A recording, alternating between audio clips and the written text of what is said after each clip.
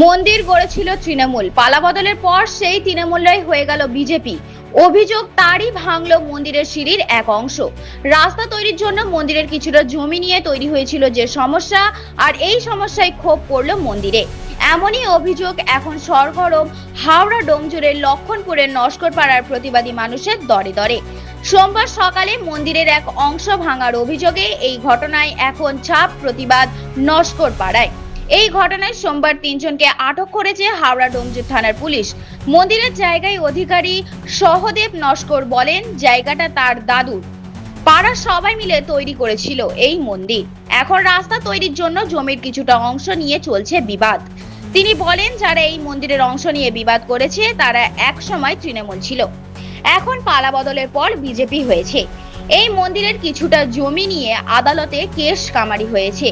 এখন রাস্তা তৈরির জন্য বিজেপি নেতা বিলাস সর্দার তাদের হুমকি দিয়েছে বলে তার অভিযোগ।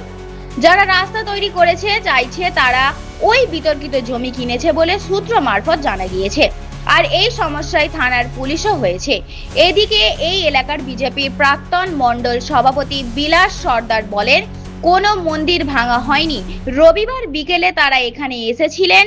তৃণমূলের পঞ্চায়েত প্রধান ও পঞ্চায়েত সমিতির মেম্বার বিষয়টি জানেন। বলা হয় মন্দিরের সামনে হরিমঞ্চটা রাস্তার মধ্যে ছিল, তারা শুধু বলেন অন্য জায়গায় হরিমঞ্চটা প্রতিষ্ঠা করা হোক। এই নিয়ে থানা পুলিশ হয়ে গিয়েছে সেটা জানি না বলে তিনি জানান। আপনারা দেখছেন H+ সিটি নিউজ।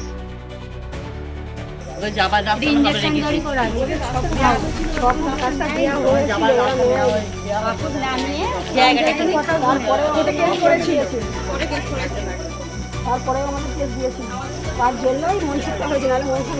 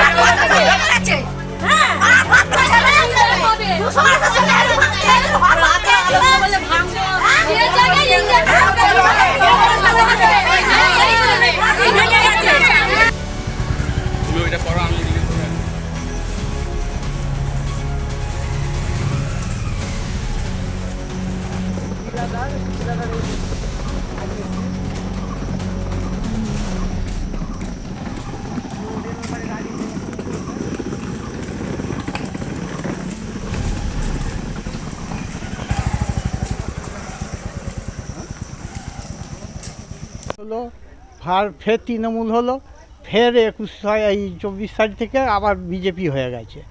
আর একটা কথা, ওদের এই যে কেসটা যখন হয় ডুমজুর থানা থেকে ভেরিফাই হয়েছে, অনেকবার এসছে। পানত সাহা বলে একটা অফিসার, সে সব দেখে গেছে, করেছে। আমরা আজকে হচ্ছিল এই মন্দিরটা, কালকে আমাদের এখানে মানে পার্টির লোকদের নিয়ে এসে এই বিজেপি পার্টির লোক নিয়ে এসে এই জায়গাটা মাপ করলো, করে ফিতেতে মাপ করে আর বললো যে কালকে কাটা হবে, তোমরা কোনো যেন ঝামেলা করবে না।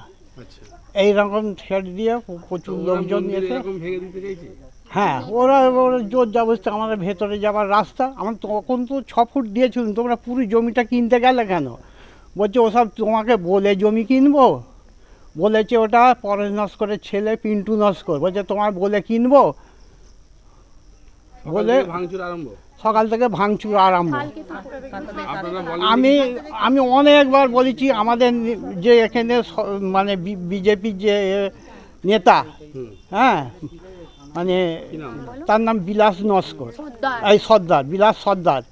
আচ্ছা, সে বলছে আগে এই কাজটা আমাদের বাহাল করি, তারপরে আমি বলছি আমার জমি আমাকে ফের কিনতে হয়েছে, কোর্টে টাকা জমা দেওয়া হয়েছে, দিয়ে আমি আজ 5 বছর কেস লড়ছি। আজকে তুমি আমার এই যে জমির মন্দিরটা ভেঙে দিচ্ছ। আমি যখন ওদের মন্দিরটা তো পাড়ার লোক, জায়গাটা আমার বাবার, আমার দাদুর জায়গা, আমার নাম সহদেব নস্কর, সবাই মিলে করেছিল। হ্যাঁ, এই জায়গাটা আমার। এবার সবাই, হ্যাঁ, জায়গাটা সবাই মিলে সবাই মিলে করেছি। পাড়ার লোক। হ্যাঁ, এখন ওদের এমনই সব করে দিয়েছে, দিয়ে গেছে বা পুলিশ এইসব চমকেছে, এই ধারে কেউ আসছে না। আমাদের জোনা কতক ছেলে আমাদের সঙ্গে আছে। বলছি যারা এখন বিজেপি হয়েছে তারা কি আগে তৃণমূল ছিল? হ্যাঁ, আগে তৃণমূল ছিল। এই চেঞ্জ হতে বিজেপি হ্যাঁ, চেঞ্জ হতেই বিজেপি হয়ে গেছে। তারাই ভাঙচুর করছে। তারাই ভাঙচুর করছে, নেতাকে নিয়ে এসে। নেতা আমাদের ঠেট দিয়ে গেল, এই জায়গা তোদের আগে দেওয়া ছিল 6 ফুট, সেই 6 ফুট জায়গা এই বন্ধ সব নেতৃত্ব ফেতৃত্ব থেকে নয়, এটা লিগালি তৃণমূলের সমর্থনে এইটা হয়েছিল। এখন বর্তমানে যে বিজেপি এসছে, এদের সমস্যা হচ্ছে মেন মন্দির কি আছে, কেস কাচারি কি আছে সেসব জানি না। তাহলে মন্দিরটা ভাঙছে? না, মন্দির কোনো ভাঙাভাঙি হয়নি। এদের যেটা লিখিত আছে কাগজে 6 ফুট রাস্তা, সেই 6 ফুট রাস্তার পরিপ্রেক্ষিতে কালকে অন্তত 100-র মতন সব ভালো ভালো ব্যক্তি থেকে আর একটা মিউচুয়াল হয়, সেই মিউচুয়ালের মধ্যে দিয়ে যে এদের রাস্তাটা এদের বার করে দিতে হবে। এবার সেইটা তৃণমূলের প্রধান এবং যে সমিতির যে ক্যান্ডিডেট কিশোর হাজরা থেকেই কথা হয়।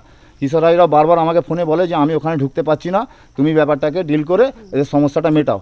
আমি সেই উপলক্ষে এখানে এসে সবাইয়ের মতামত নিয়ে এই রাস্তাটাকে করার জন্যে কালকে বললাম যে রাস্তাটা তোমরা বহাল করে দাও, মন্দির যেরকম আছে মন্দির থাকবে, মন্দিরে কেউ কোনো টাচ করবে না। মন্দির চত্বরেই তো ভাঙচুর হচ্ছে। তোর তারপরে কি হয়েছে যে এখানে দেখলাম আমরা ওদের রাস্তার মাঝখানে যে হরি মঞ্চপটা পড়ছে, আমরা বললাম ওই হরি মঞ্চপটাকে এখানে এখানে সাইডে প্রতিষ্ঠিত করে তারপর ওইখান থেকে ভাঙা তোমরা একটু খুলবে, খোলাখুলি করবে, এই বলার পরিপ্রেক্ষিতে কালকে সবাই মেনে নেওয়া হলো।